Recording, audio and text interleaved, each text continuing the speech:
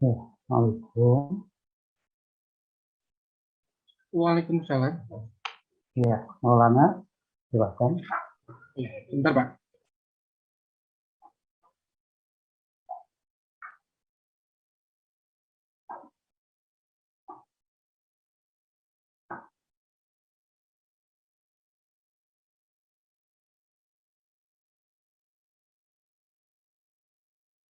Ini masih disable, ini Maulana. Dimulai saja langsung Pak. Ya, tapi ininya masih disable. Kenapa Pak? Bapak mau share screen. Oh iya, mohon. Bentar Pak. Insya Allah sudah bisa nanti Pak. Ya, silakan. Bismillahirrahmanirrahim. Assalamualaikum warahmatullahi wabarakatuh. Waalaikumsalam warahmatullahi wabarakatuh. Alhamdulillahirrabbilalamin. Wassalatu wassalamu ala asyrafil anbiya'i wal mursalin wa ala alihi wa sahbihi ajma'in. Pertama-tama puji syukur kehadirat Allah Subhanahu wa taala. Alhamdulillahirrabbilalamin, kita kembali bertemu dalam kajian hadis Sahih Bukhari sore hari ini yang insya Allah akan nanti disampaikan oleh Bapak El Sumarna. Dan juga tidak lupa salawat salam kita selalu curah limpahkan kepada junjungan kita Ibnu Muhammad sallallahu alaihi wasallam. Tidak lupa juga kepada para keluarganya, sahabat-sahabatnya, juga sampai kepada kita selaku umatnya. Baik, sebelum dimulai izinkan saya untuk membacakan dulu susunan acara sore hari ini. Insya Allah akan dimulai dengan pembukaan, kemudian pematerian, lalu dilanjutkan diskusi atau tanya jawab, yang terakhir ada doa dan penutup. Baik, untuk membuka kajian sore hari ini, mari kita sama-sama membuka kajian sore hari ini dengan mengucapkan basmalah. Bismillahirrahmanirrahim. Langsung saja ke sesi selanjutnya, yaitu pematerian yang insya Allah akan disampaikan oleh Bapak El Sumarna. Kepada Bapak El Sumarna, waktu dan tempat saya persilakan. Enggak Bapak.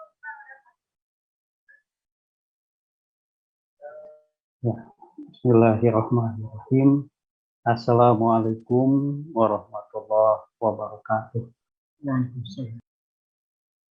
Innalhamdalillah nahmaduhu wa nasta'inuhu wa nastaghfiruh wa na'udzu billahi min syururi anfusina wa min sayyiati a'malina.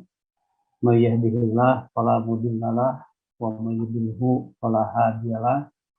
Asyhadu an la ilaha illallah wahdahu la syarikalah wa asyhadu anna Muhammadan abduhu wa rasuluhu. Recording in progress.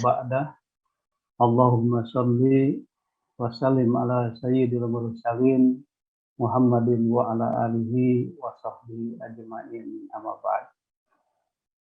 Ayyuhal hadirun, ittaqullaha haqqa tuqatih wa la tamutunna illa wa antum muslimun.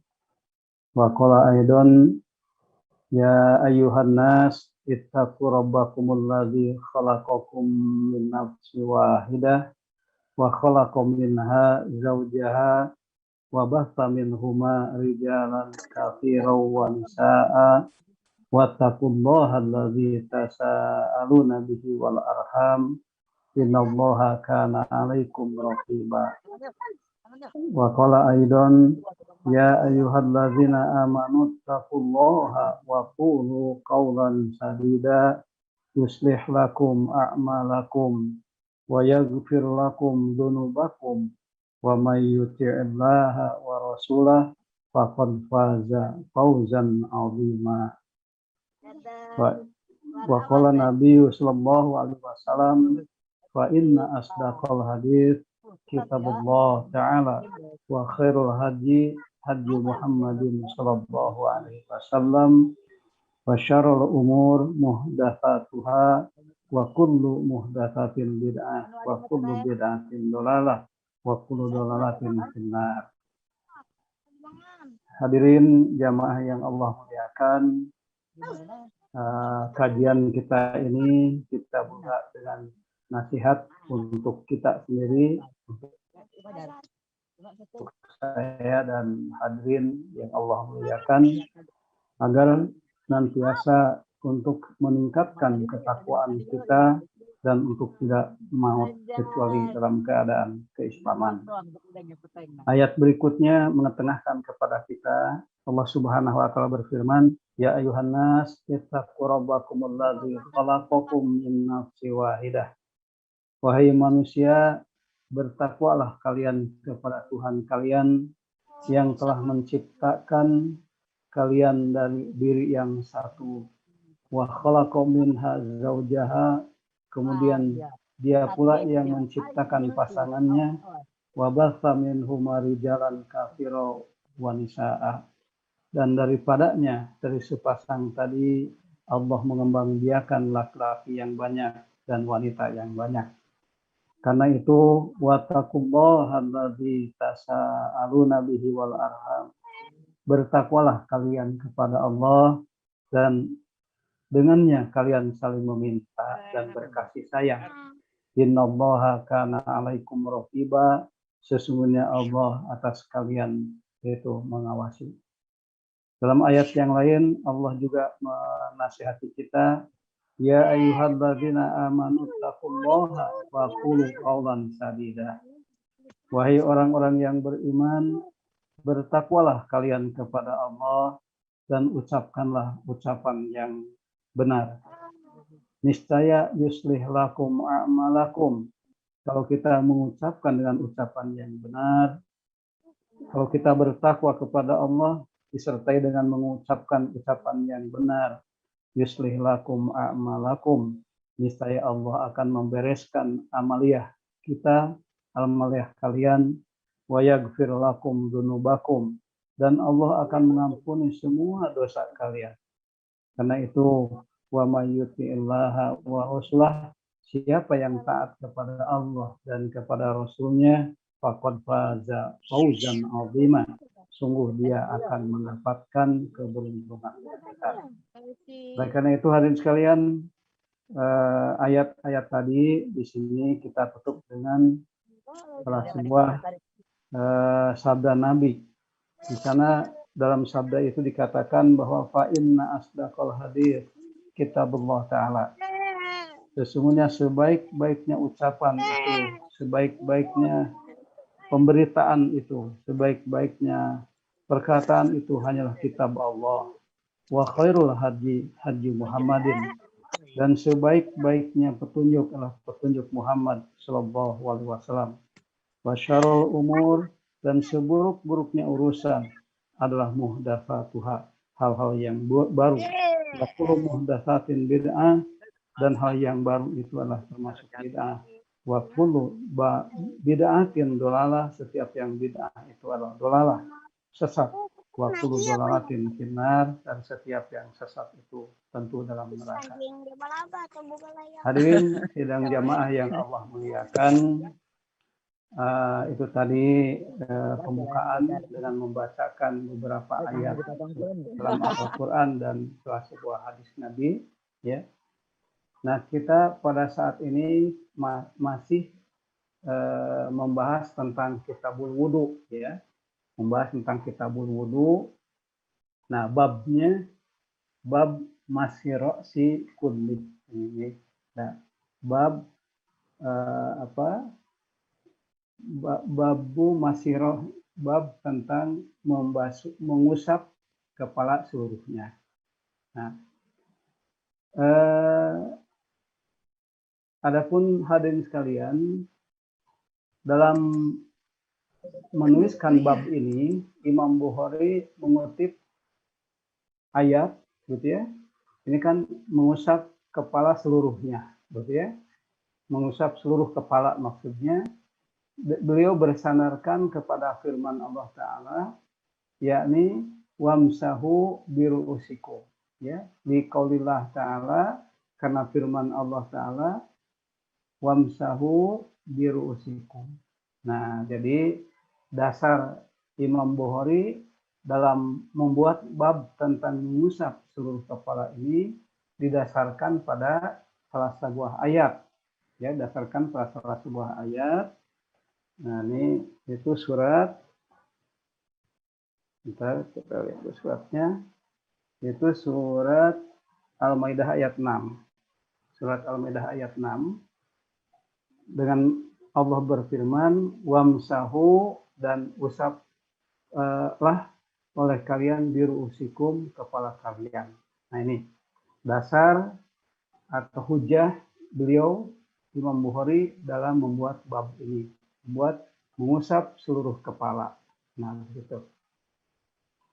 Waqala Ibnu Musayyab, kemudian seorang tabi'in namanya Ibnu Musayyab. Ibnu Musayyab ini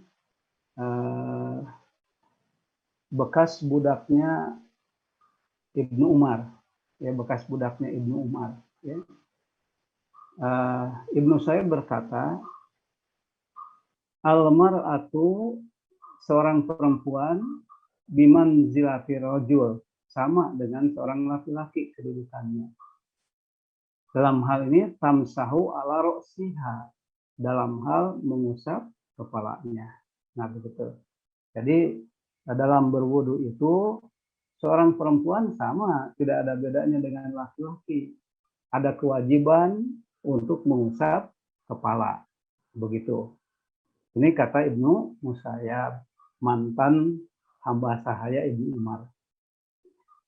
Wasu'ila Malik, dan ketika ditanya Imam Malik, ketika Imam Malik ditanya,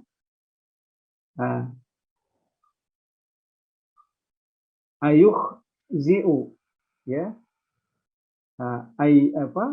ayuh zi'u, beliau berhujah, ya, apakah sah? Ayuh zi'u, apakah sah? Ya, an yamsaha, bahwa seseorang itu mengusap, ya, bahwa seseorang itu an yamsaha, bahwa seseorang itu mengusap ba'dorosi, sebagian kepalanya dalam berwudu, apakah sah? Ditanyakan kepada Imam Malik. Nah, fahtajja, maka beliau berhujah. Maksudnya bahwa beliau Imam Malik berpendapat bahwa sebagaimana pendapat Imam Bukhari bahwa mengusap kepala itu seluruhnya. Nah, fahtajja, beliau berhujah bihadisi Abdullah bin Zaid. Berhujah dengan hadis Abdullah bin Zaid. Hadis yang dikeluarkan oleh Abdullah bin Zaid.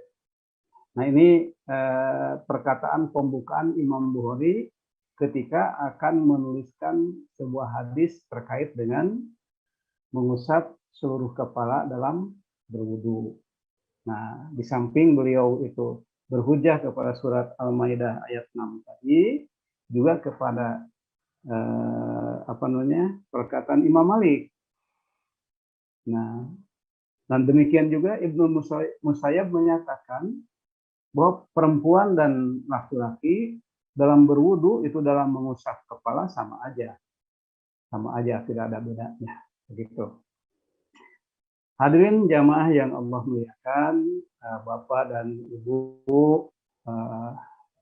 dosen, di mana saja Anda berada, kemudian juga sahabat karib kerabat yang Allah muliakan. Tak lupa adik-adik mahasiswa yang Bapak banggakan. Nah, hadis yang akan kita bahas terkait dengan ini adalah hadis nomor 185. Nah, jadi hadirin yang punya kitabnya silahkan dibuka kitabnya, yaitu hadis Bukhari jilid pertama. Jilid pertama, Kitabul Wudu, kemudian babnya tentang babu masiro isi kulli, mengusap kepala seluruhnya. Nah, nomor hadis 185. Nah, bagi mereka yang punya buku. Nah, tetapi bagi mereka yang mencukupkan dengan apa yang tertera di layar masing-masing, itu nanti ada soft file-nya dibagikan ke panitia kepada mereka yang tergabung di grup. Bagi mereka yang tidak tergabung di grup, bisa minta soft file-nya kepada nomor kontak yang tertera dalam pamflet atau dalam flyer, atau kepada saya sendiri, nanti dikirim, insya Allah. Nah, atau bagi mereka yang bisa mendownload kitabnya, boleh di-download di internet. Di-download di internet. Karena sekarang musim e-book. Kalau beli kitabnya mahal, nah tinggal download aja di internet, di e-book, ya. Nah, jadi download kitab Sahih Bukhari. Nah, begitu. Baik, hadirin sekalian, kita masuk kepada hadis nomor 185. Kita baca di sini. Haddatsana. Nah, haddatsana telah menceritakan kepada kami. Nah, kami Recording ini siapa? stopped. Kami di sini adalah Imam Recording in Bukhari. progress. Kami di sini adalah Imam Bukhari. Nah, telah menceritakan kepada kami, yaitu kepada Imam Bukhari, siapa guru beliau, yakni Abdullah bin Yusuf. Nah, ini maksudnya dalam sebuah majelis periwayatan, di sana ada Imam Bukhari bersama yang lainnya. Nah, Abdullah bin Yusuf meriwayatkan hadis ini kepada beliau, dan beliau menuliskannya. Nah, begitu. Nah, Imam Bukhari ketika menuliskan hadis, beliau mereferensikan bahwa hadis yang dituliskannya didapat dari Abdullah bin Yusuf, gitu maksudnya. Dengan perkataan haddatsana telah menceritakan kepada kami siapa Abdullah bin Yusuf. Makanya Abdullah bin Yusuf adalah referensi pertama atau sanad pertama. Qala, kemudian Abdullah bin Yusuf berkata. Dalam rangka apa Abdullah bin Yusuf berkata? Dalam rangka mempertanggungjawabkan hadis yang diriwayatkan kepada Imam Bukhari. Dia mengatakan, akhbarona telah mengabarkan kepada kami. Nah, kalimat kami di sini Abdullah bin Yusuf maksudnya. Nah, siapa yang mengabarkan kepada Abdullah bin Yusuf adalah Malik. Nah, Malik begitu. Makanya Malik menjadi guru Abdullah bin Yusuf. Nah, hadirin sekalian, Malik mendapatkan dari siapa? An Amr bin Yahya al-Mazani. Nah, begitu. Jadi Malik mendapatkan hadis ini dari Amr bin Yahya al-Mazani. Amr bin Yahya al-Mazani mendapatkan dari siapa? An abihi, dari ayahnya. An abihi, dari ayahnya. Ayahnya mendapatkan hadis dari seseorang. Anna rojulan, kata ayahnya, anna rojulan, bahwa seseorang. Kola pernah bertanya. Kola pernah berkata atau bertanya kepada siapa? Li Abdullah bin Zaid, kepada Abdullah bin Zaid. Maka hadis ini dinamai hadis Abdullah bin Zaid. Tadi Imam Malik mengatakan berhujah dengan hadis Abdullah bin Zaid karena yang meriwayatkan adalah Abdullah bin Zaid. Ya. Nah, wahwa, dia itu Abdullah bin Zaid tadi adalah jaddu Amr bin Yahya, merupakan kakek daripada Amr bin Yahya. Nah, begitu. Nah, jadi jumpa ya. Nah, hadirin sekalian, jadi sanad pertama adalah Abdullah bin Yusuf. Sanad kedua adalah Malik. Sanad ketiga Amr bin Yahya al-Mazani. Sanad keempat adalah bapaknya, ayahnya Amr bin Yahya al-Mazani. Kemudian sanad yang berikutnya adalah seseorang. Nanti siapa seseorang itu nanti bisa dicari di tahrij. Ya, nanti kalau di tahrij ketemu. Nah, seseorang tadi bertanya kepada Abdullah bin Zaid. Nah, ini sanad yang terakhir itu sahabat, namanya Abdullah bin Zaid. Sementara kalau disebut rawi, maka Abdullah bin Zaid rawi pertama. Sanad terakhir. Rawi berikutnya, kedua, rojulan tadi. Rawi ketiga, ayahnya Amr bin Yahya. Rawi keempat, Amr bin Yahya al-Majani. Rawi kelima, Malik. Rawi keenam, Abdullah bin Yusuf. Dan kemudian meriwayatkan kepada Imam Bukhari, dan Imam Bukhari menuliskannya. Nah, jadi Imam Bukhari itu kedudukannya bukan rawi di sini, tapi sebagai mudawin atau penulis hadis. Nah, hadirin sekalian, ini barangkali ada yang baru bergabung. Jadi ini beda. Kalau kajian hadis dengan kajian tafsir Quran beda. Kalau kajian tafsir Quran, kita tidak dihadapkan kepada rawi dan sanad, tetapi langsung dihadapkan kepada teks Al-Quran itu sendiri. Nah, kenapa begitu? Karena Al-Quran, sejarahnya ketika Al-Quran dihimpun, dibukukan, itu langsung dikumpulkan langsung dari media-media yang dipakai menulis, dari Prophet Kurma dan sebagainya. Nah, jadi karena Al-Quran itu dituliskan ketika turun wahyu. Sementara hadis, Rasul melarang menuliskannya. Hadis itu dihafalkan oleh para penghafalnya. Maka para penghafal itulah yang kemudian menjadi rawi hadis. Sehingga baik buruknya sebuah hadis, dalam arti kuat tidaknya sebuah hadis, amat bergantung kepada integritas daripada para penghafalnya tadi. Nah, kalau para penghafalnya itu tercela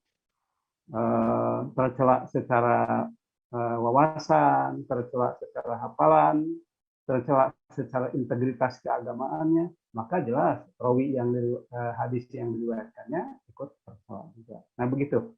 Nah, jadi wajar kalau kita membuka hadis itu kita ketemu ada rawi dan sanad gitu. Nah, hadirin sekalian, coba kita lihat hadis yang diriwayatkan oleh Abdullah bin Zaid tadi, ya. Nah, sampai mana tadi? Ini sampai ini ya. Nah, sampai ini, ya. Jadi seseorang itu bertanya kepada Abdullah bin Zaid, di mana Abdullah bin Zaid ini kakak daripada Amr bin Yahya. Apa pertanyaannya? Pertanyaannya gini, atas tati'u an turabbi. Dapatkah engkau, wahai Abdullah bin Zaid, menuntunku atau mengajariku tentang kaifa kana Rasulullah Shallallahu Alaihi Wasallam, tentang bagaimana Rasulullah SAW itu ya tawaddo, berwudu. Nah, kata seseorang tadi bertanya kepada Abdullah bin Zaid, bisakah engkau, wahai Abdullah bin Zaid, menuntunku untuk menerangkan bagaimana cara Rasulullah SAW itu berwudu. Nah, kemudian Faqala Abdullah bin Zaid. Nah, Abdullah bin Zaid berkata atau menjawab, kata beliau, na'am, boleh atau bisa atau benar, boleh. Ya, fada'a bima'in. Fada'a, lantas Abdullah bin Zaid meminta bima'in, air. Yang meminta air dalam bejana, gitu maksudnya ya. Fa'abrogo ala yadai. Kemudian beliau menuangkan air tadi kedua tangannya. Fagosala, kemudian dia membasuh marotain 2 kali. Nah, begitu. Jadi Abdullah bin Zaid meminta air dalam bejana, dalam ember begitu, kemudian menciduknya. Nah, menciduknya dan menuangkannya kepada 2 tangan. Nah, tentu saja dalam hadis ini tidak terangkan bagaimana cara menciduknya, apakah dengan gayung atau bagaimana. menuangkan ke dua tangannya kan dua tangan ya, tadi dua tangan ya. Nah, dituangkan apa pakai gayung atau gimana? Nah, oleh karena itu hadirin sekalian, kalau kita melihat hadis yang lain, hadis yang sudah kita bahas ya dari Utsman bin Affan, itu dengan memasukkan dua tangannya tadi ya ke dalam bejana. Nah, boleh begitu. Nah, atau satu persatu tangannya jadi gayung. Jadi tentu saja eh, tangan kanan dulu yang dibasuh ya. Nah, jadi yang menciduk tangan kiri. Ya. Ini diciduk airnya kemudian dibasuhkan ke tangan kanan. Satu. Nah, dua. Nah, begitu. Dua.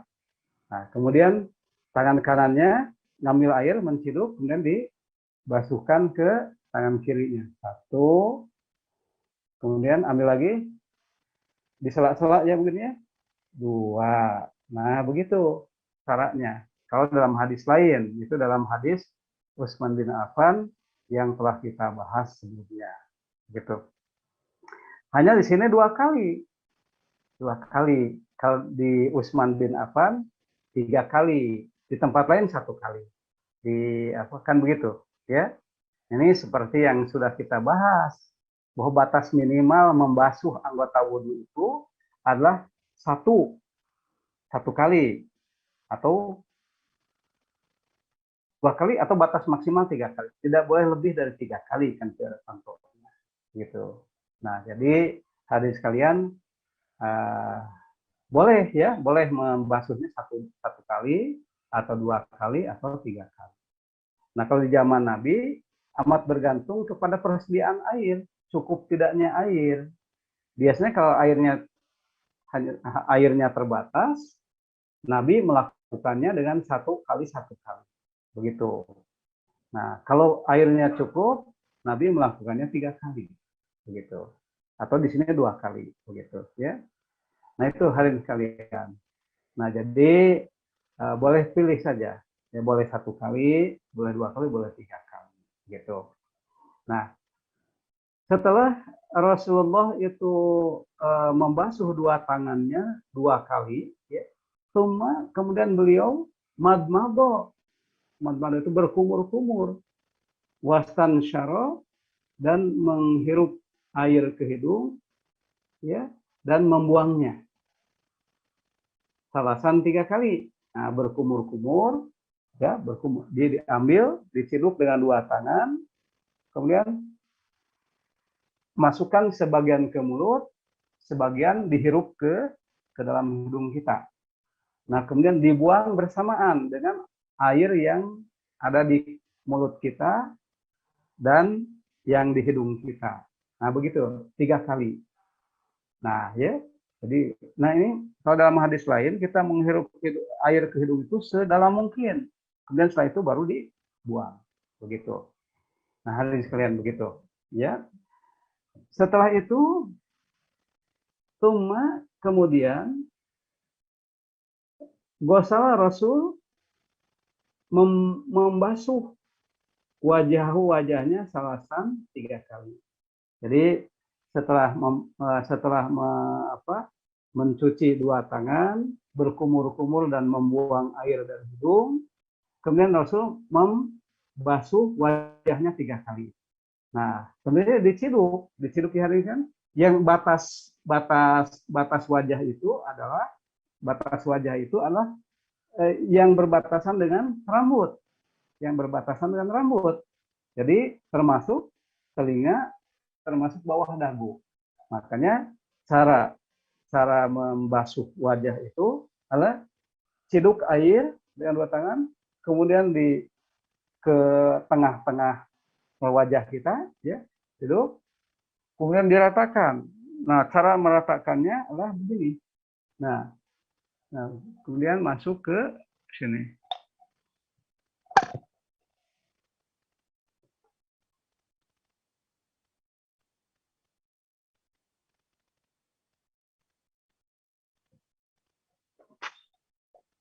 Nah, begitu hadirin sekalian, cara apa namanya, membasuh wajah. Jadi harus rata, di sekitar ini rata.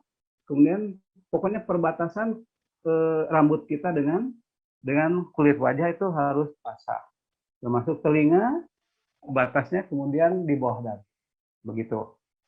Nah, itu berapa kali? 3 kali, 3 kali, begitu.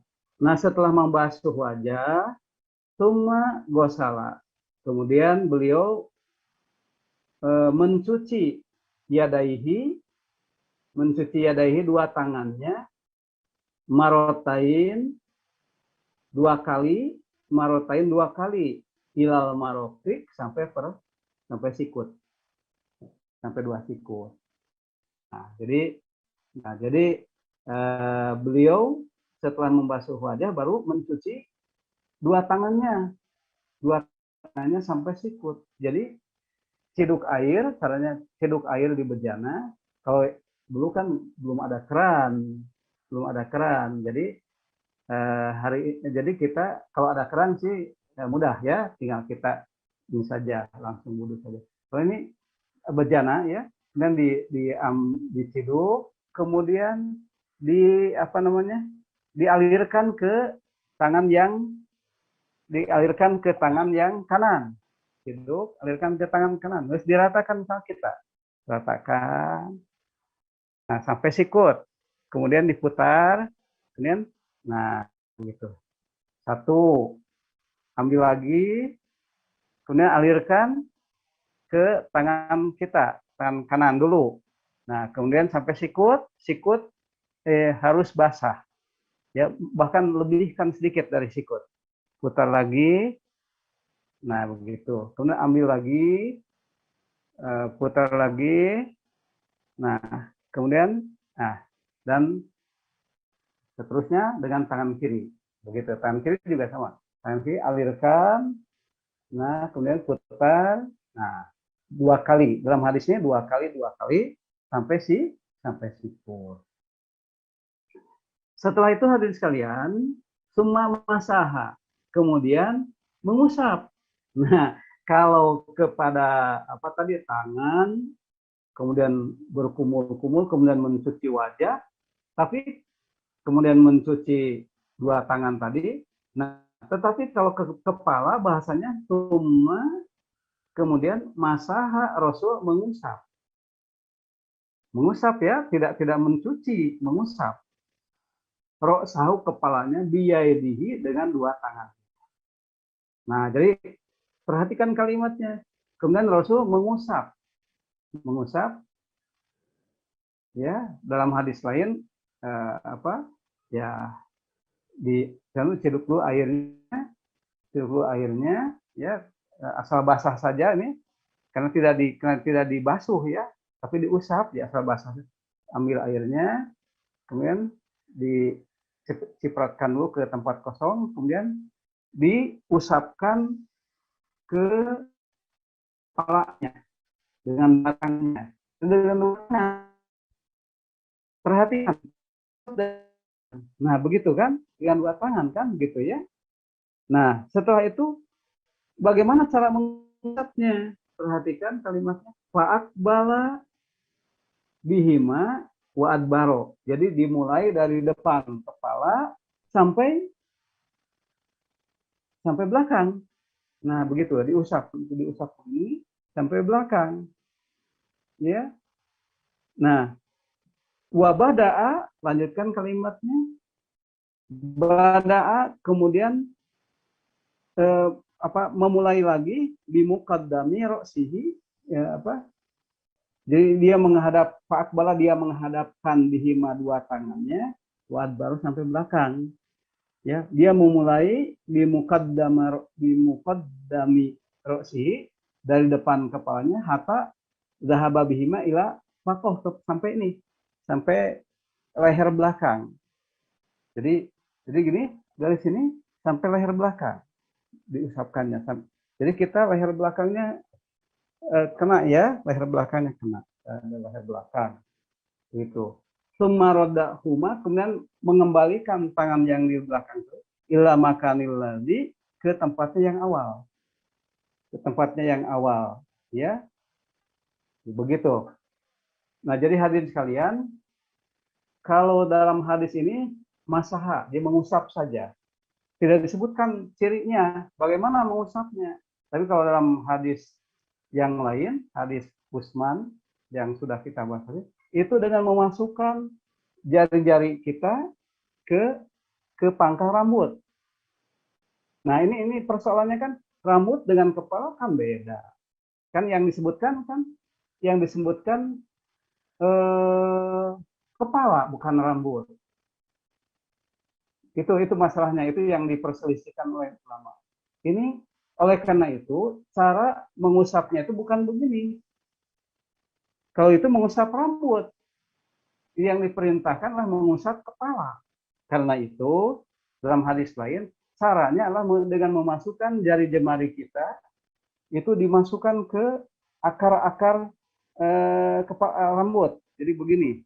Nah, begini. Nah, kemudian dikembalikan lagi. Maaf supaya jelas ya. Jadi dimasukkan ya, dimasukkan. Karena yang disebutnya kepala, hadirin sekalian, maka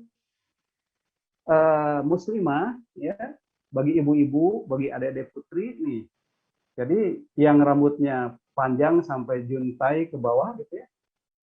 Tidak usah kalimatnya, tidak usah kemudian harus diusap sampai sepanjang rambut kita, nggak usah. Ini bagi putri khususnya ya, karena putri rambutnya panjang-panjang. Ya. Jadi tidak usah begini kemudian di apa? Nah itu terlalu ini. Karena yang disebut adalah kepala, bukan rambut, begitu ya, kepala. Nah itu ada di sekalian, hadirin sekalian ya, yang Allah muliakan. Itu tadi ya. Jadi caranya itu dengan memasukkan jari jemari kita, begitu. Nah, semua kemudian gosala Nabi mencuci atau membasuh. Nah, rijlaihi dua kakinya. Nah, ini kan tidak disebutkan sampai mana, tetapi di hadis lain disebutkan, termasuk Al-Quran menyebutkan ilal ka'bain, mencucinya sampai dua mata kaki. Nah, gitu kan? Nah ini, jadi antara hadis dengan hadis yang lain saling melengkapi, ya, kalian. Ya, baik, hadirin jamaah yang Allah muliakan, bapak-bapak, ibu-ibu, dosen, sahabat, karib kerabat, dimanapun Anda berada, kemudian adik-adik, mahasiswa, dan hadirin seluruhnya yang Allah muliakan. Terjemahan bebasnya ada di sini, begitu, bisa difoto ya, atau nanti ada soft file-nya, gitu ya. Nah, coba kita lihat penjelasan hadisnya. Nah, gitu ya. Hadirin sekalian, Imam Bukhari berkata dalam kitabnya ini dengan menyebut bab mashul roksi tadi ya, mengusap kepala kulli seluruhnya. Nah, jadi beliau berpendapat seperti itu, mengusap kepala seluruhnya, tidak sebagian. Nah, beliau mendasarkan pendapatnya ini itu bahwa mengusap kepala seluruhnya itu kepada ayat tadi. Nah, kepada ayat surat Al-Maidah ayat 6 tadi, yaitu wamsahu, ini dasarnya. Wamsahu biru'usikum. Ya, begitu. Dan usaplah oleh kalian akan kepala-kepala kalian. Begitu. Bukan rambut ya, kepala. Gitu.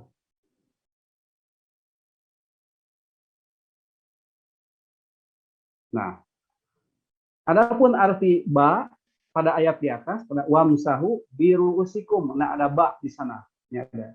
Ya, kita berikan tanda ya. Nah, ba ini maksudnya.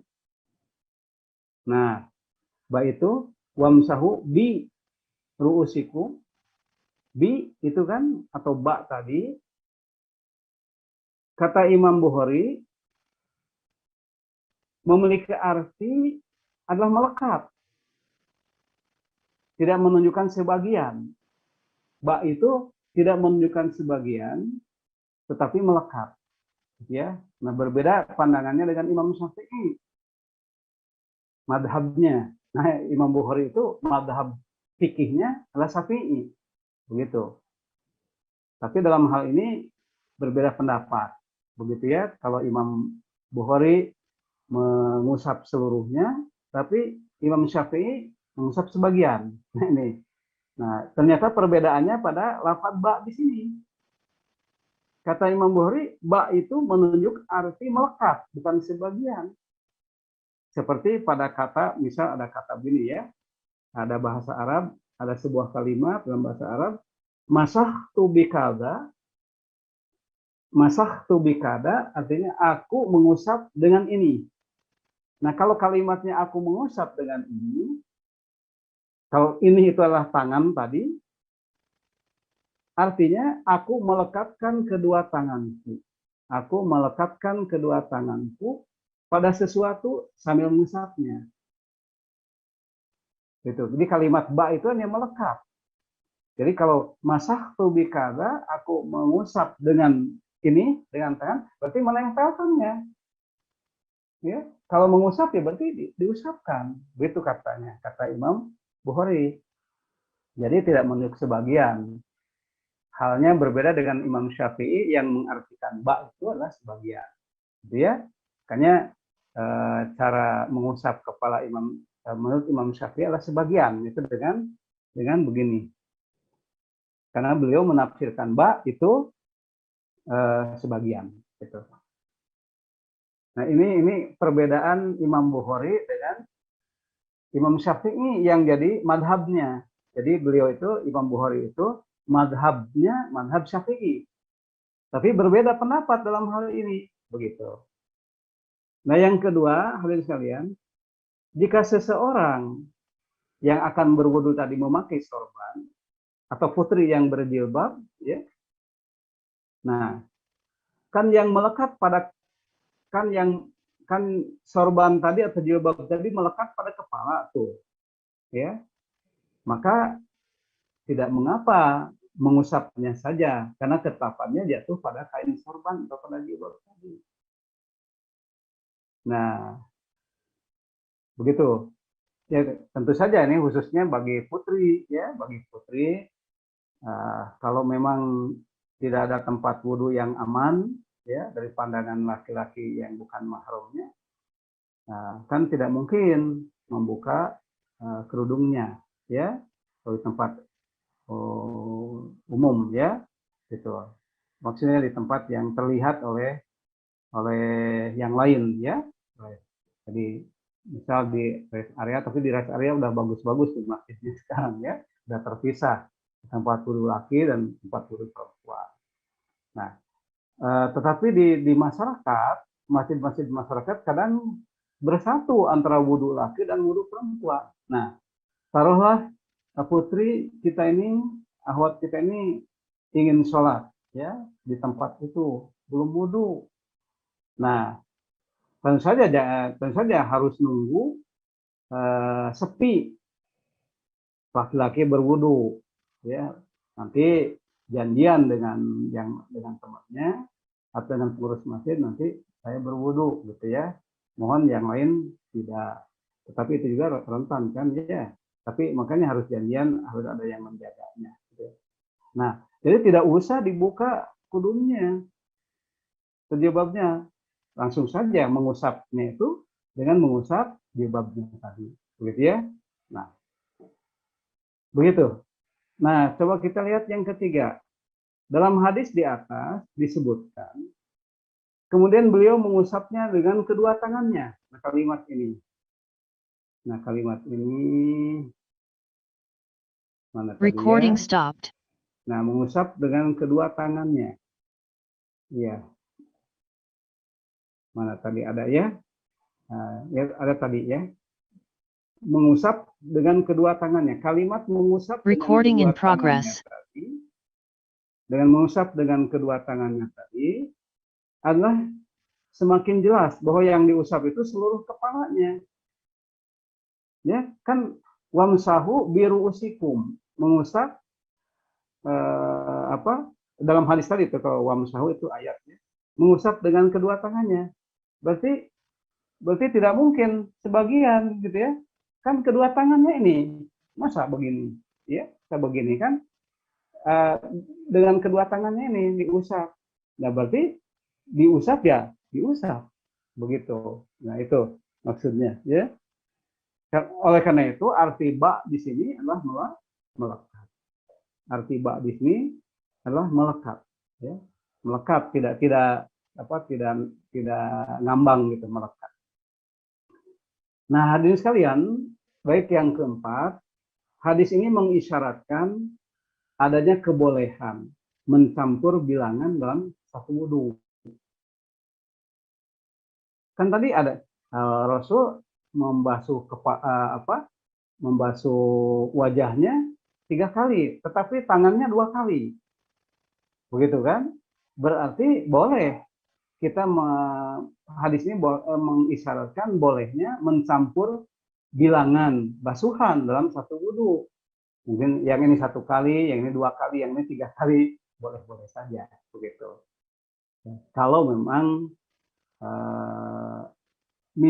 misalnya kan kita dulu suka dibisikkan setan, ya, barangkali ini baru 1 kali mengusap tangan, padahal harus 3 kali. Nah, sehingga kemudian jadi ragu-ragu. Nah, kalau memang sekarang setelah kita ngaji, ya ini, kalau memang terjadi bisikan setan seperti itu, peduli amat dengan setan, ya. Toh bisa 1 kali, bisa 2 kali, bisa 3 kali, begitu, ya. Nah, itu saja hadirin sekalian bahasan kita hari ini. Semoga ada manfaatnya dan kita bisa diskusi, gitu ya, sepuas-puasnya. Kalau masih ada waktu ya, Maulana ya. Silakan Maulana. Ya, baik. Alhamdulillahirrahmanirrahim. Terima kasih Bapak atas penjelasannya. Insyaallah untuk selanjutnya kita masuk ke sesi diskusi atau tanya jawab. Mungkin untuk pertanyaan pertama ini Pak terkait ada yang bertanya, karena berwudu itu anggota tubuh yang dibasuh itu kan harus terkena keseluruhannya gitu, harus sempurna keseluruhannya. Nah, bagaimana kalau prinsip terkena keseluruhannya itu tercapai gitu, airnya menyebar, hanya tadi tidak secara apa yang dijelaskan oleh Bapak, misalkan tadi dengan mengusap, tapi dengan langsung mengusap kepala ya. Ya, seluruhnya gitu Pak. Jadi baik itu wajah, tangan atau kepala kenakan air, tapi tidak dengan cara diusap, tapi diguyurkan gitu Pak, diguyurkan secara langsung. Nah, itu apakah tetap boleh atau bagaimana? Karena tadi tetap terkena keseluruhannya gitu Pak. Seperti itu Pak. Ya, baik, ini bagus pertanyaannya ya, Lana ya. Hadirin sekalian, pada hadis tadi ada 2 kata, ada membasuh atau mencuci, begitu, dan ada mengusap. Nah, khusus untuk kepala diusap, tidak diguyurkan, begitu. Untuk kepala diusap, tidak diguyurkan, gitu. Sementara untuk anggota wudhu lain itu dengan diguyurkan, kalau ada keran, pakai kerannya diguyur atau dicuci, gitu ya. Nah, jadi wajah dicuci, begitu ya, ke tangan sampai sikut dicuci, kaki demikian juga. Tetapi khusus untuk kepala adalah diusap.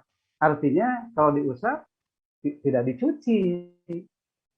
Jadi artinya air itu seadanya yang nempel di tangan kita, seadanya. Kemudian diusapkan ke kepala kita. Cara mengusapnya, nah begini, dimasukkan jari-jari kita dimasukkan ke akar-akar rambut kita. Nah, sampai tengkuknya kepegang ya, kemudian dibalikan lagi. Nah, begitu. punten nih ya supaya jelas jadi begitu Maulana ya. Nah jadi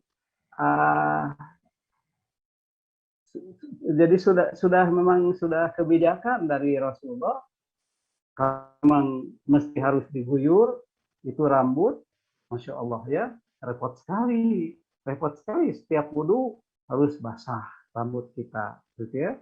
Nah ini sudah kebijakan syariat ya, keindahan syariat Islam ini amat mengerti betul kepada keterbatasan kita begitu. Baik itu Baik Bapak, Maulana. terima kasih atas Ya jawabannya. sama-sama. Dan kita lanjut ke pertanyaan selanjutnya. Ini ada yang bertanya terkait berwudu ketika ada luka apa yang tidak bisa kena air. Lantas wudu pada saat membasuh tangannya itu bagaimana, dan apa bisa tidak usah menggunakan air pada bagian tangan. Jadi kalau ada luka di bagian tertentu yang harus diusap pada dengan anggota wudhu ya, itu apakah tetap harus pakai air atau bisa dengan tidak pakai air seperti itu. Itu dulu mungkin Pak. Tentu aja ini bagus sekali ya. Atau ada perbannya misal, atau mungkin lukanya belum dibalut ya. Nah, tentu saja yang seperti itu adalah ada keringanan, tinggal diusap saja. Misal di tangan kita ini ada luka, tidak boleh kena air. Ya, kalau kena air lukanya takut bagaimana ya, maka tinggal diusap saja, ya, diusap saja begitu. Kalau ada luka begitu, tidak usah airnya tidak. Kalau pada anggota wudu yang harus dicuci ya, dicuci. Kalau sudah diusapkan di kepala ya tinggal diusapkan gitu ya. Tapi kalau anggota wudu lukanya pada anggota wudu yang dicuci, yang harus dicuci itu pada wajah, kemudian pada tangan, pada pergelangan tangan, kemudian pada kaki misal, itu kan harus dicuci. Nah, kalau kemudian ada luka, maka tinggal diusap saja, tidak usah diguyur, tidak usah dicuci, diusap saja. Nah, apalagi kalau ada perbannya diusap, begitu. Tidak usah, ya. Nah, begitu. Baik itu, Maulana. Baik. Barangkali masih ada dari. Terima kasih Bapak. Ya ini masih pertanyaan yang sama.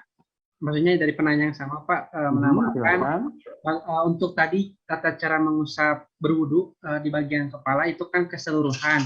Apakah itu juga termasuk untuk akhwat atau perempuan, ataukah perempuan itu boleh sebagian kepala saja? Itu Pak pertanyaannya. Nah, ini bagus pertanyaannya. Tadi dikatakan, ini kata Ibnu Musayyab, ya, Ibnu Musayyab. Nah, ini ada Waqala Ibnu Musayyab, berkata Ibnu Musayyab. Siapa Ibnu Al-Musayyab itu? Bekas hamba sahaya Ibnu Umar. Bekas hamba sahaya Ibnu Umar. Ya.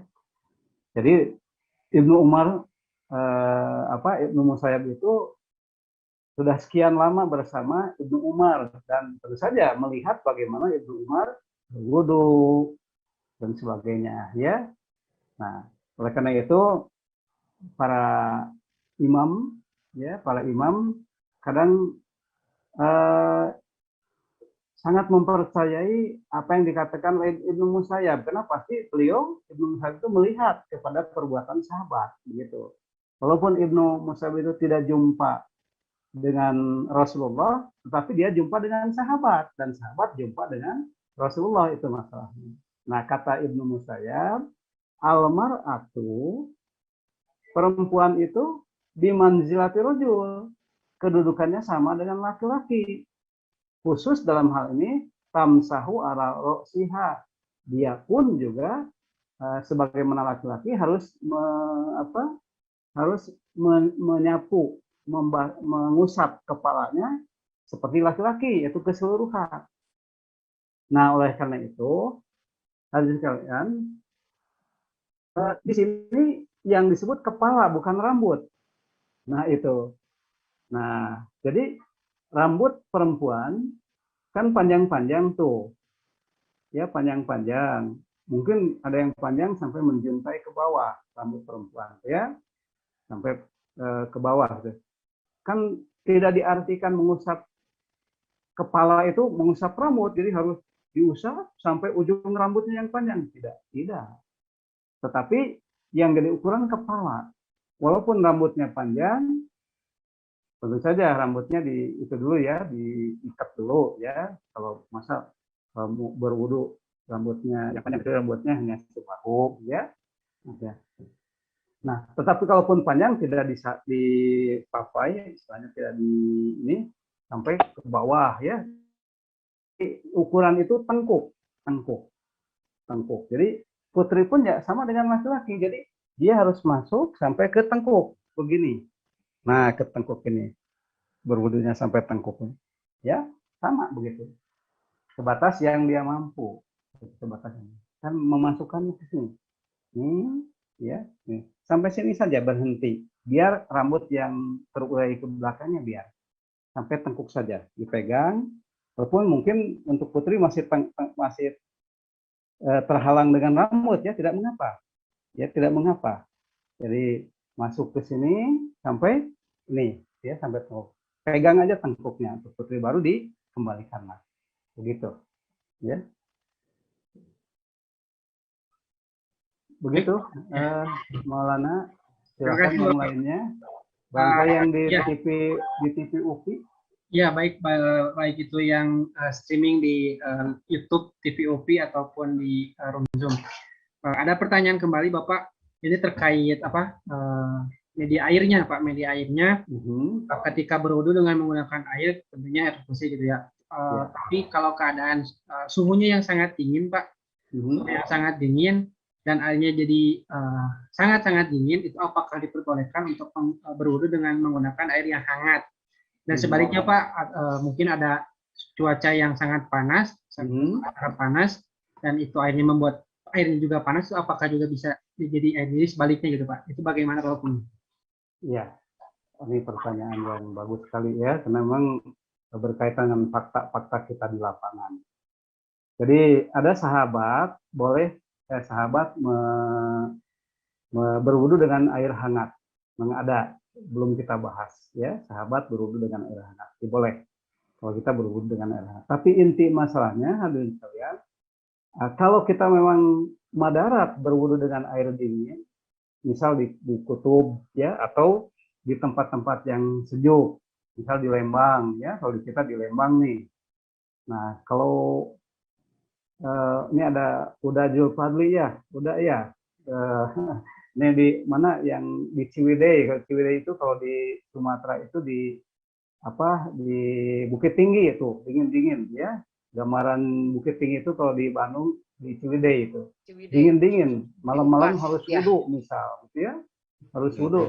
Ya, kalau memang merasa madarat dengan itu, bolehlah diganti dengan air hangat. Begitu. Karena agama ini tidak menyulitkan, yang menyulitkan kita sendiri. Agama ini tidak sulit. Yang sulit itu kita sendiri. Begitu ya. Nah, misal kalau ada yang ini menyembelih itu kan Rasulullah menyembelih hewan itu, Rasulullah kan mengajarkannya hanya bismillah Allahu Akbar. Begitu. Itu syariat Islam itu sangat futuristik, melihat masa yang akan datang. Ya. Bagaimana kalau Rasul sampai mengajarkannya sampai bacaannya 15 menit atau setengah jam seperti yang dilakukan oleh teman-teman kita di tempat lain ya. Itu karena saking ingin afdolnya menyembelih binatang itu sampai panjang segala dibaca.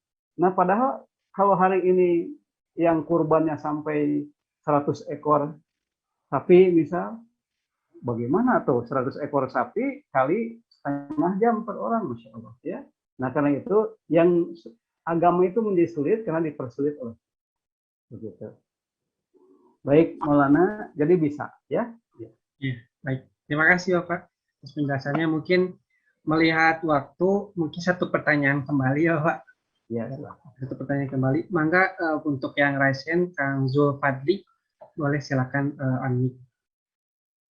Ya, silakan udah. Ya. Bismillahirrahmanirrahim. Assalamualaikum warahmatullahi wabarakatuh. Waalaikumsalam Assalamualaikum warahmatullahi wabarakatuh. Terima kasih Kang Muhammad Maulana dan juga terima kasih Bapak Elan Sumarna. Kalau kita berbicara masalah wudhu ini, kita berbicara masalah fikih. Jadi kalau berbicara masalah fikih tentu juga berbicara tentang masalah perbedaan pendapat para ulama. Maka yang ingin saya tanyakan di sini Pak, tentang masalah basuhan dalam wudhu. Nah, ini ada beberapa kalangan yang mengatakan bahwa tidak boleh basuhan itu lebih dari 1 kali. Nah, itu yang pertama. Kemudian, padahal menurut mazhab Imam Syafi'i, basuhan itu sunnahnya 3 kali. Nah, ini bagaimana nih Pak? Itu yang pertama. Yang kedua itu Pak, saya pernah melihat juga ada orang yang berwudu itu dengan air mineral yang bukan 1 botol, yang tempat gelas itu. Nah, dia bisa berwudu dengan air 1 aqua gelas itu. Ya, air mineral yang 1 gelas itu. Dia bisa berwudu. Dan saya menyaksikan dia berwudu, kemudian dia sholat. Ya, tentu saya yang bermazhab Syafi'i tentu rasa hati ini bertentangan begitu. Ya, karena kita kan mengenal namanya air mustakmal. Ya, jadi ini bagaimana, mohon penjelasannya Pak. Terima kasih. Assalamualaikum warahmatullahi wabarakatuh. Baik, waalaikumsalam warahmatullahi wabarakatuh. Ini pertanyaan yang sangat bagus, hadirin sekalian. Dari Buda Zulfadli dari Padang ya. Iya Pak, dari Sumatera Barat. Ya, Sumatera tinggalnya Barat, di Pekanbaru Pak. Oh iya, alhamdulillah. Jadi para imam itu Imam Syafi'i ya, Imam Syafi'i, Imam Ahmad itu dekat dengan Imam Syafi'i sekitar abad kedua Hijrah, gitu ya.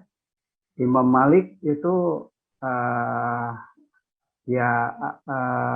jumpa dengan Imam Syafi'i, tetapi lebih awal kira-kira abad 1 masuk abad kedua, gitu ya.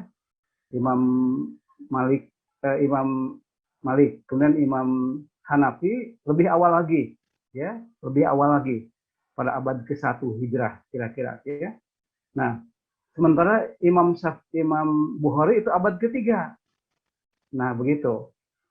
Nah, dalam sejarah hadis itu, Masya Allah, para imam itu, kalau kita hadirin sekalian, ya, kalau kita ini hidup di zaman hadis ini sudah terkodifikasikan, hadis ini sudah terhimpun, gitu ya, hadis ini sudah terhimpun.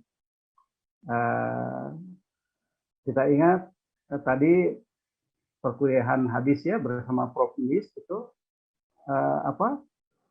kita ini enak belajar hadis itu sudah terhimpun. Dulu para imam itu hadisnya belum terhimpun, sedapat-dapatnya yang mereka dapat, hadirin sekalian, ya, belum terhimpun, begitu. Jadi Imam Malik berfatwa sesuai dengan hadis yang terhimpun olehnya.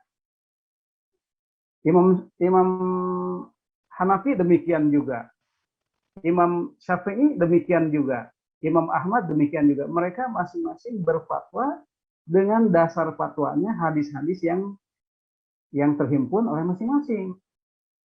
Ya, ketika fatwa mereka sama, relatif sama, artinya hadis yang dihimpun oleh mereka sama.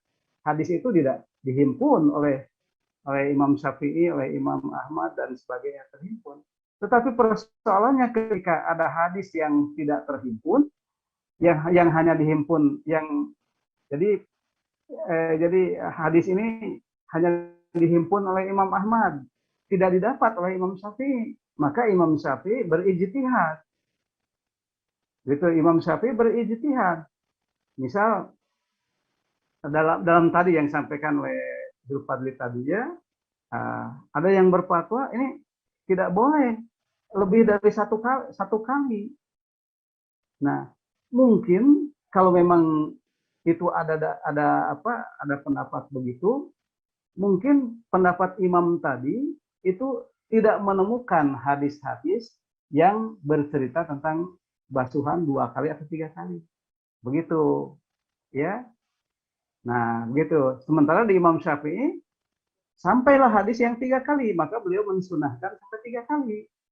Nah, itu ceritanya. Nah, jadi masalah fikih ini pertama yang harus dikembangkan, kita harus berlapang dada dalam keperbedaan, ya. Yang kedua, kita harus menelusuri kenapa sebab berbeda. Nah, termasuk ini, termasuk yang kenapa Imam Syafi'i memfatwakan membasuh wamsahu biru'usikum, ya,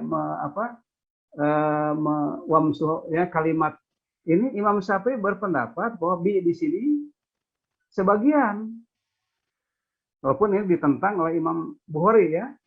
Wamsahu biru'usikum. Kata Imam Syafi'i, bi ini di sebagian.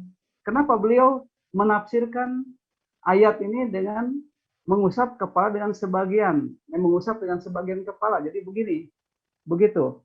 Ternyata setelah ditelusuri, hadis tentang hadis ini tidak sampai kepada Imam Syafi'i. Akhirnya Imam Syafi'i menafsirkan ayat. Begitu. Nah, tetapi Imam Bukhari mendapatkan hadis. Nah, oleh karena itu menjadi berbeda pendapat Imam Bukhari dengan Imam Syafi'i. Padahal Imam Bukhari seorang madhab Syafi'i, ya. Tetapi karena dia mendapatkan hadis tentang ini, ya, bahwa mencuci kepala, membasuh kepala itu seluruhnya, beliau tidak mengikuti Imam Syafi'i. Sayang hadis ini tidak sampai kepada Imam Syafi'i. Nah, Imam Bukhari kan datang kemudian abad ketiga atau Imam Bukhari, gitu ya. Nah itu persoalannya, ya. Nah, jadi kita ini hidup di akhir zaman ini, mendapatkan Islam dengan hadis-hadis yang sudah terkodifikasikan, yang sudah terhimpun. Begitu. Sementara para imam, mereka menemukan hadis, mendapati hadis itu dalam keadaan berserakan, ya, berserakan, masih campur dengan pendapat sahabat, bahkan masih campur dengan masih campur dengan peribahasa Arab, begitu ya. Nah, jadi akhirnya karena kecerdasan mereka para imam, walaupun dengan dirinya sendiri mereka bisa memilah-milah, begitu. Gitu. Nah, gitu. Jadi pertama, masalah fikih ini kan kenapa beragam? Karena tadi para imam mendapatkan dasar-dasarnya juga dalam kondisi begitu, ya. Nah, kedua, ya, sampai hari ini pun juga kan keberagaman itu juga terus bergulir. Nah, hal yang harus dikembangkan adalah pertama kita berlapang dada, ya, dari keperbedaan tadi, karena keperbedaan itu rahmat, ya, sepanjang terkait dengan masalah-masalah yang sifatnya cabang, ya. Tetapi kalau keperbedaan dalam masalah usul itu yang harus dihindari, yang masalah pokok usul, ya, dihindari. Nah, jadi boleh jadi mereka yang berpendapat bahwa wudhu itu 1 kali basuhan, itu mereka para imam tadi belum menemukan hadis ini. Tetapi kalau mereka menemukan hadis ini, masya Allah, sami'na wa ta'na kepada Rasulullah SAW. Begitu. Kenapa tidak menemukan saja? Nah, itu saja. Udah, ya. Nah, jadi hari ini kan kita beda zaman tuh dengan para imam yang kondisinya begitu. Nah, oleh karena itu, seyogianya kita bisa memilih dan memilah mana yang terbaik berdasarkan ilmu yang kita pahami. Begitu. Baik, Pak. Terima kasih, Pak, ilmunya, Pak. Sama-sama. Maulana, bagaimana? Ya. Syukran Bapak atas penjelasannya, insya Allah itu untuk memperjelas kita, ya. untuk pemahaman juga. Karena mengingat waktu mungkin sudah lebih dari pukul 5, insya Allah untuk para hadirin yang belum berkesempatan bisa menitipkan atau menuliskan pertanyaannya, insya Allah untuk nanti diajukan kembali di pertemuan berikutnya atau nanti bisa di belakang ya. Baik, alhamdulillah, terima kasih atas para hadirin yang sudah bertanya dan juga Bapak atas jawabannya. Tidak terasa kita sudah berada di penghujung acara. Mudah-mudahan dengan apa yang dijelaskan oleh Bapak Elan Sumarna bisa menjadikan kita menjadi lebih baik lagi dalam berwudu untuk ibadah kita lebih sempurna lagi. Baik, sebelum kita menutup kajian sore hari ini, saya persilakan terlebih dahulu kepada Bapak untuk memimpin doa. Enggak, Bapak. Ya, baik. Allahumma sholli ala Muhammadin wa ala alihi wa sahbihi ajma'in. Allahumma ighfir lil muslimina wal muslimat, lil mu'minina wal mu'minat, al ahya minhum wal amwat, bi rahmatika ya mujibud da'wat. Allahumma la tuzigh qulubana ba'da idh hadaitana wa hab lana min ladunka rahmah innaka antal wahhab. Rabbana zidna ilman wasi'an warzuqna fahman. Rabbana atina fid dunya hasanah wa fil akhirati hasanah wa qina adzabannar. Subhana rabbika rabbil izzati amma yasifun wa salamun walhamdulillahi rabbil alamin. Amin ya rabbal alamin. Terima kasih Bapak doanya. Ya, baik, sebelum saya tutup kembali, bagi para hadirin yang belum mengisi presentasi, silahkan bisa mengisi terlebih dahulu di kolom chat. Dan bagi para hadirin yang memang ingin untuk menanyakan sesuatu, bisa langsung menghubungi nomor yang tertera dalam pamflet, atau bisa langsung menghubungi ke media-media sosial himpunan mahasiswa IPA UPI gitu ya, IPA UPI, untuk lebih khususnya lebih jelasnya. Baik, terima kasih untuk para hadirin yang sudah hadir sore hari ini, dan juga terima kasih kepada Bapak Elan Sumarna. Sebelumnya mohon maaf sebesar-besarnya saya selaku moderator apabila terdapat banyak kekurangan baik dari perkataan ataupun perilaku. Saya tutup dengan mengucapkan alhamdulillah sama-sama, alhamdulillahirabbil alamin. Rabbil alamin. Doa kepada Nabi subhanakallahumma wassalamualaikum warahmatullahi wabarakatuh. Waalaikumsalam warahmatullahi wabarakatuh. Terima kasih Pak. Terima kasih Pak. Ya. Terima kasih Pak. Ya terus ya. Sehat Pak. Ya. Baik, Bapak makasih. Assalamualaikum. Assalamualaikum. Waalaikumsalam.